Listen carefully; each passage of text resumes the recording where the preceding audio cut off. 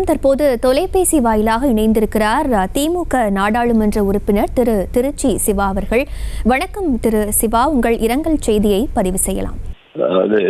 மருத்துவமனையிலிருந்து நலமுடன் கேப்டன் திரும்புவார் என்று எதிர்பார்த்து இந்த காலை வந்த செய்தி மிகவும் மனதை கலங்க வைத்திருக்கிறது.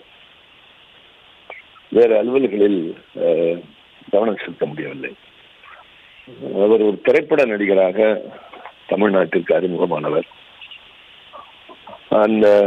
அதாவது திரையுலக நாயகர்கள் என்பவர்களுக்கு ஒரு காலத்தில் சில இலக்கணங்கள் வைத்திருப்பார். இவர்கள் மட்டும்தான் திரையில தோன்ற முடியும் என்று.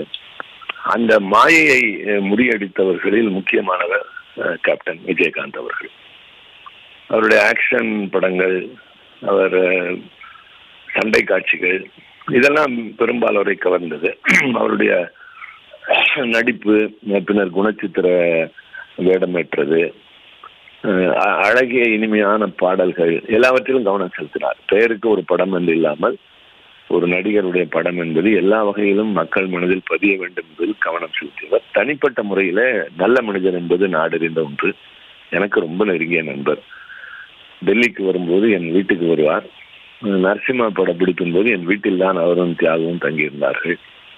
நான் உடன் படம் பிடிப்புக்கெல்லாம் சென்றிருக்கிறேன். அரசியல் கட்சி தலைவராக அவர் பரிணமித்ததற்கு பின்னாலும் அவரோடு எனக்கு நல்ல நட்பு தொடர்ந்து கொண்டிருந்தது. அவரே பல மேடைகளிலும் கூட சொல்லியிருக்கிறார் எங்களுடைய நட்பினை பற்றி.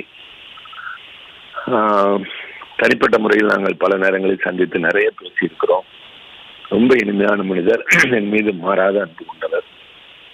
இடைப்பட்ட நாட்களில் கொஞ்சம் தொலைவில் இருக்கக்கூடிய அரசியல் சூழல்கள் இருந்தாலும் கூட எங்களுடைய அன்பு தொடர்ந்து கொண்டே இருந்தது.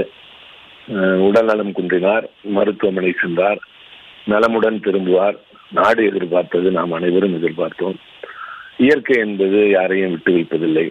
காலம் ஒரு மனிதனை நம்மை விட்டு பிரியத்தான் செய்யும். ஆனால் மனம் தாங்கிக் கொள்ளவில்லை.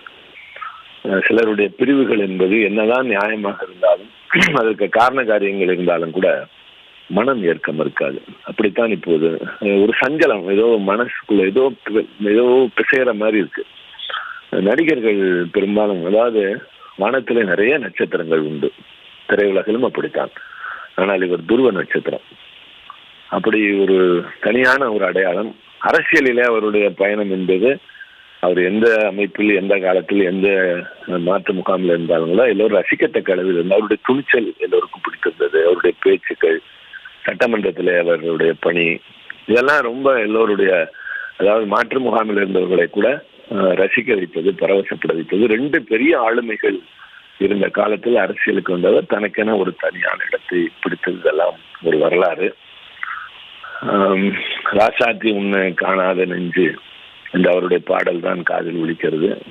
இந்த ராஜாவை காணாமல் அவருடைய ரசிகர்கள் அவரை பிரிந்து வாடும், அவருடைய கடமைகளை தொடர்ந்து நடத்த இருக்கிறவர்களுடைய துணைவியார், இவர்களுக்கெல்லாம் ஆறுதல் சொல்லலாம் என்பதோடு நாமும் துன்பத்திலும் அந்த வேதனையிலும் தவிக்கிற காரணத்தால் கடமை என்ற உணர்வோடு ஆறுதல் சொன்னாலும் நமக்கு நாமே ஆறுதல் சொல்லிக் கொள்ள வேண்டிய நிலைமை.